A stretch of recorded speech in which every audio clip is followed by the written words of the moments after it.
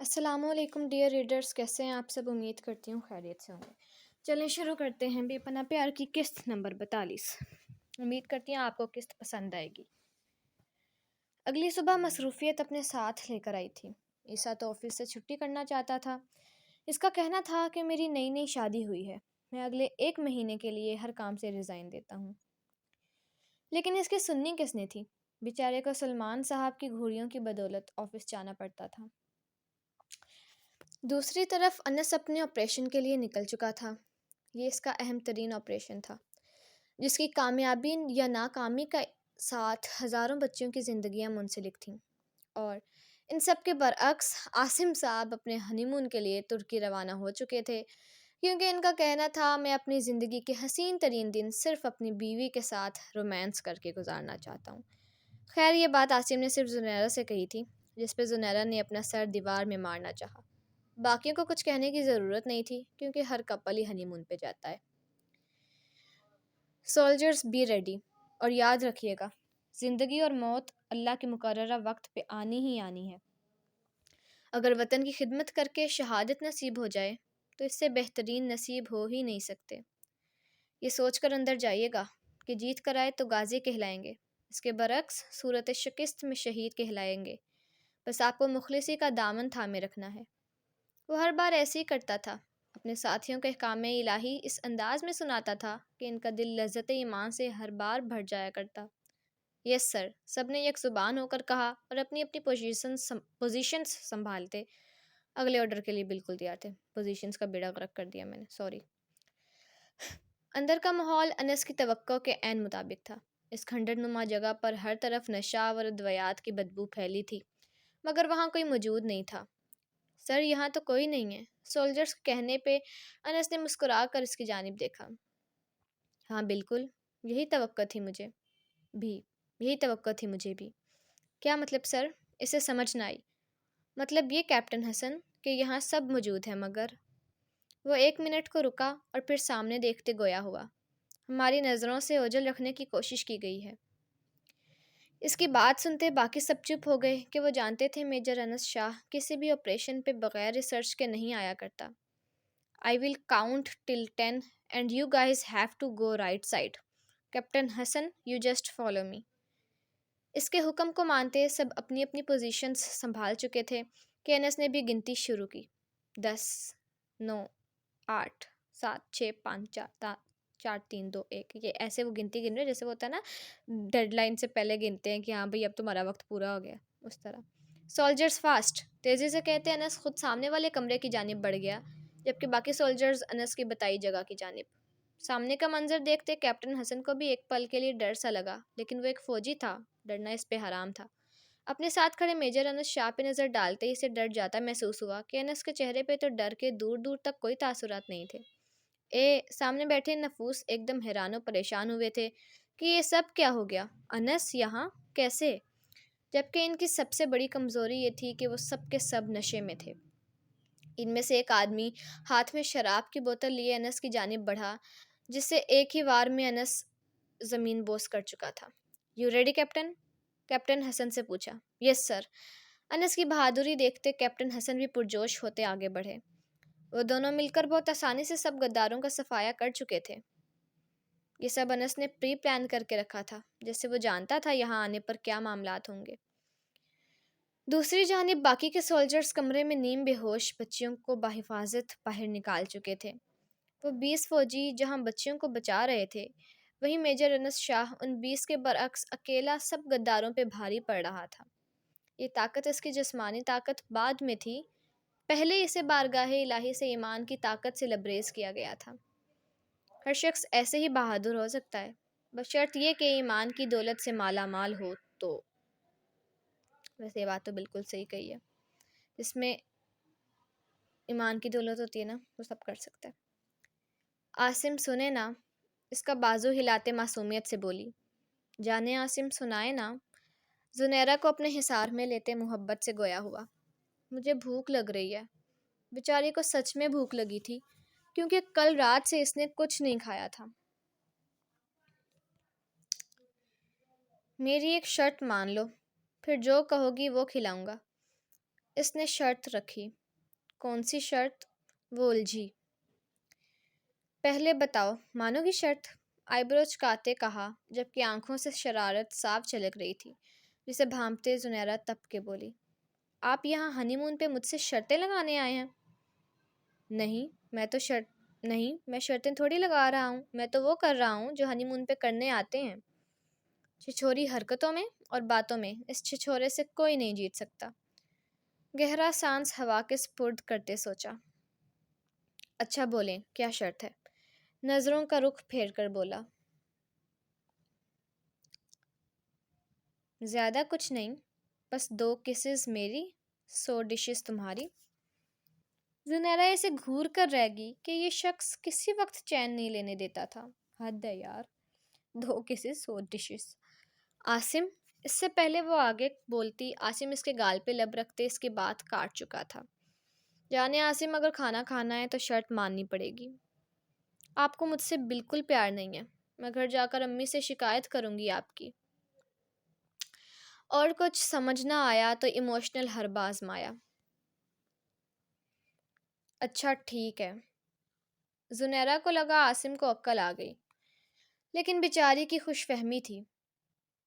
تم لگا دینا شکایت، میں بھی کہہ دوں گا تم میرے حکم کی تکمیل نہیں کرتی۔ حد ہے یار، یہ بندہ کیا چیز ہے۔ عاصم نے سیریس شکل بناتے کہا، جس پہ زنیرہ کا دل چاہا عاصم کا سر پھاڑ دے۔ آپ کو بالکل احساس نہیں ہے نا میرا؟ ٹھیک ہے، مجھ سے بات مت کرنا اب۔ زنیرہ اٹھ کر جانے لگی تو عاصم نے اس کا ہاتھ پکڑ کر اپنی جانب کھینچا اور اسے بیڈ پہ گراتے خود اس پہ سایہ فگن ہوا۔ عاصم، مجھے بھوک لگی ہے، دانت کچکچاتے کہا، لیکن عاصم نے اس کی بات پہ کان دھرنا نہایت غیر اہم سمجھا اور اپنے دل کی سنتا، اس کے لبوں کو اپنی دسترس میں لیتا دوبارہ اپنی شدتیں نچھاور کرنے لگا۔ زنیرہ کو اب شدید غصہ آ رہا تھا، مگر لاکھ کوششوں کے باوجود بھی اس کو ہلا نہ سکی تو مزاحمت ہی چھوڑ دی کہ یہ آدمی تو ہاتھی جتنا موٹا ہے۔ یہ زنیرہ کی سوچ تھی۔ کچھ دیر بعد عاصم نے نرمی سے اسے آزاد کرتے شوخ نظروں سے دیکھا، جس پہ زنیرہ نے چہرہ موڑ لیا، جس کا صاف مطلب اظہار ناراضگی تھا۔ جانے عاصم، فریش ہو جاؤ جلدی سے، پھر کھانا کھانے چلتے ہیں۔ اس کے گال پہ شدت سے لب رکھتے جلدی سے چینجنگ روم میں بند ہو گیا کہ ابھی اسے نظر آ رہا تھا زنیرہ اس کا سر ہی پھاڑ دے گی۔ گہرے سانس لیتے زنیرہ نے اپنا غصہ کم کیا اور اٹھ کر فریش ہونے کی غرض سے واش روم چلی گئی کہ اس وقت غصہ کرنا فضول تھا، کیونکہ زنیرہ کے پیٹ میں چوہے ناچ رہے تھے، یہ زنیرہ کا کہنا تھا۔ ہر الٹی بات زنیرہ ہی کہتی اور سوچتی ہے بس۔ خیر، ہم آگے پڑھتے ہیں۔ سر پیچھے ہٹیں، کیپٹن حسن نے چیخ کر کہا، مگر تب تک گولی بندوق سے نکلتی انس شاہ کے سینے کو چیر چکی تھی۔ اللہ، سیڈ سین۔ وہ لوگ سب بچیوں کو بحفاظت باہر نکالتے ہر کمرے کا جائزہ لینے کے بعد اب واپسی کے لیے مڑے تھے، جبکہ وہاں موجود درندوں کو وہ پہلے ہی قید میں لے چکے تھے۔ بیرونی دروازے سے کسی نے بندوق کا نشانہ انس پہ باندھا اور اپنے مقصد میں کامیاب ہوتا وہاں سے فوراً بھاگ گیا۔ سر، کیپٹن حسن انس کی طرف لپکے، مگر تب تک انس زمین بوس ہو چکا تھا۔ انس کو اٹھاتے کیپٹن حسن نے باہر کھڑے فوجیوں کو ریڈیو کے ذریعے انفارم کیا اور انس کو اٹھانے لگا۔ سر، ہمت کریں پلیز، سر اٹھیں، حسن کہتا رہا، لیکن انس ہوش و حواس سے بیگانہ ہو چکا تھا۔ ان کے آخری الفاظ جو کیپٹن حسن نے سنے تھے وہ بس یہ تھے، شکر الحمدللہ۔ ایسے لوگ بہت اچھے ہوتے ہیں جو ہر بات میں، ہر دکھ ہو، تکلیف ہو، خوشی ہو، اللہ کا شکر ادا کرتے ہیں۔ شاویلا میں موت سا سما تھا۔ انس کو سی ایم ایچ میں ایڈمٹ کیا جا چکا تھا، جبکہ داؤجی کو اس سب سے بے فکر رکھا گیا تھا کیونکہ وہ ہارٹ پیشنٹ تھے۔ انہیں یہ سب بتا کر رسک نہیں لیا جا سکتا تھا، اس لیے رامین اور زمل کو داؤجی کے پاس گھر چھوڑتے باقی سب ہاسپٹل کے لیے نکل چکے تھے۔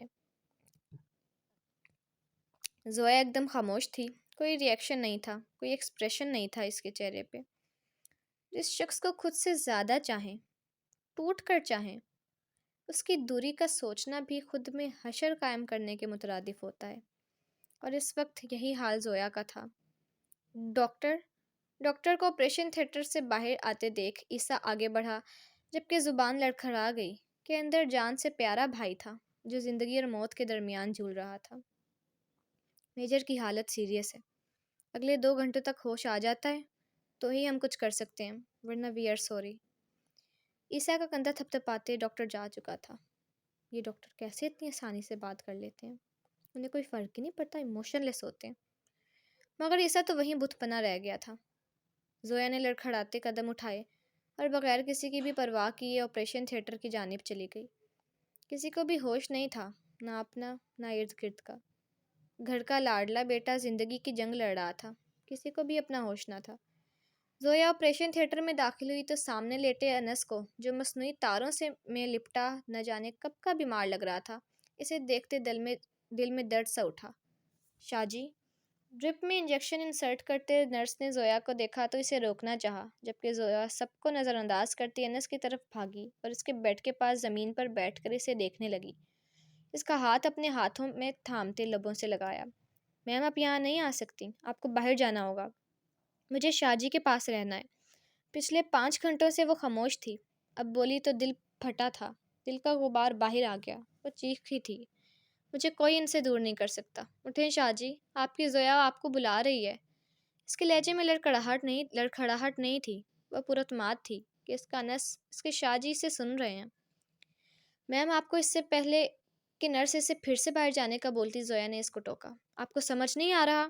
آپ مسز زویا انس شاہ کو میجر انس شاہ سے دور جانے کا کہہ رہی ہیں، اور یہ کبھی بھی نہیں ہو سکتا۔ برائے مہربانی یہاں سے چلی جائیں۔ زویا نے اس لہجے میں کہا کہ دوبارہ نرس نے اسے مخاطب نہیں کیا۔ زویا کی حالت ویران لگ رہی تھی۔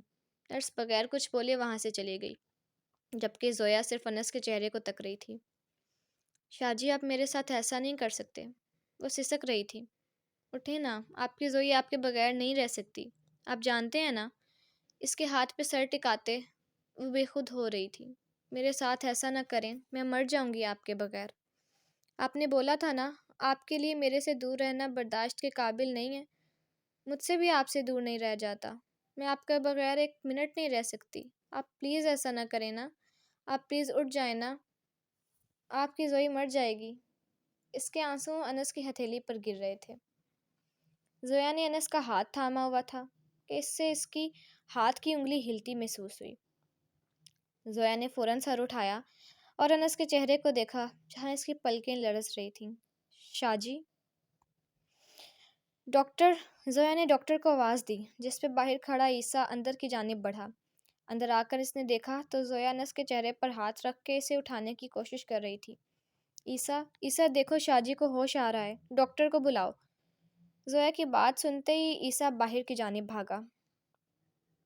ڈاکٹر کہاں ہے؟ ڈاکٹر کہاں ہے؟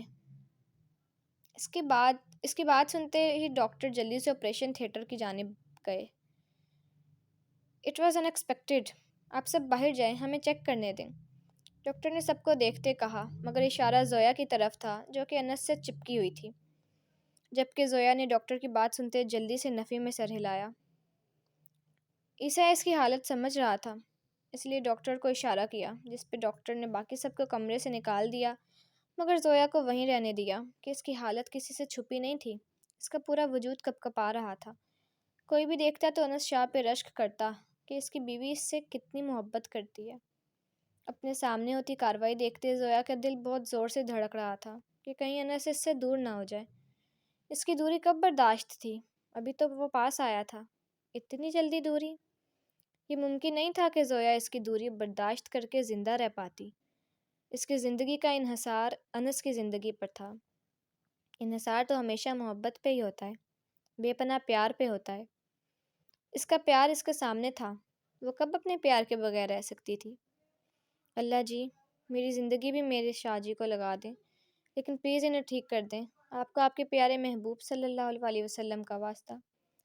وہ لڑکی آج اپنی محبت کی زندگی کے لیے خدا سے اس کے محبوب صلی اللہ علیہ وسلم کا واسطہ مانگ رہی تھی، اس محبوب صلی اللہ علیہ وسلم کا واسطہ جن کی بات کبھی خود اللہ تعالیٰ نے نہیں رد کی تھی، تو ان کے واسطے کو کیسے ٹال دیتا؟ یہ دعا زویا نے نہیں، اس کے دل نے کی تھی، اور یہی دعا اس کے انس کی دوبارہ زندگی کا ذریعہ بنی تھی۔ ڈاکٹر نے جب زویا کی جانب دیکھا جو انس کا ہاتھ پکڑے زمین پر بیٹھی تھی، congratulations, he is out of danger, doctor مسکرا کر کہتا باہر کی جانب چلا گیا، جبکہ زویا نے پہلے سر اٹھا کے ڈاکٹر کو دیکھا۔ اس کی بات سن کے دوبارہ ماتھا انس کے ہاتھ کی پشت سے ٹکا دیا اور دل نے الفاظ ادا کیے، شکر الحمدللہ۔ ایک مرتبہ شکر انس شاہ نے ادا کیا تھا کہ اس نے اپنی جان کی قربانی اپنے وطن عزیز کے لیے دی، اور ایک شکر زویا انس شاہ نے ادا کیا اپنی جان کی واپسی کی خاطر۔ ہے، آج کے ایپیسوڈ اچھی تھی لیکن چھوٹی تھی۔ خیر، اگلی ایپیسوڈ تک کے لیے دعا میں یاد رکھیے گا۔ اللہ حافظ۔